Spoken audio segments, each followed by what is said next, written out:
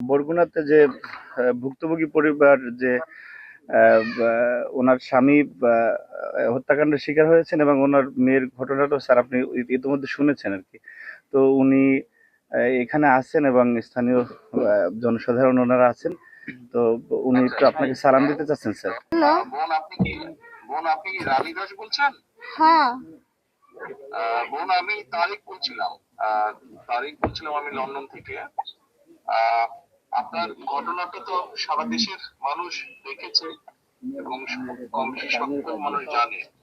আমি আপনার সাথে কথা বলতে ছিলাম শুধু এতটুকু বলার জন্য যে আপনারা এই বাংলাদেশের মানুষ এবং আপনাদের সাথে যে অন্যায় হয়েছে বা আপনাদের প্রতি যে অন্যায় হয়েছে, আমাদের দল আপনার পরিবারের পাশে আপনার পাশে থাকবে।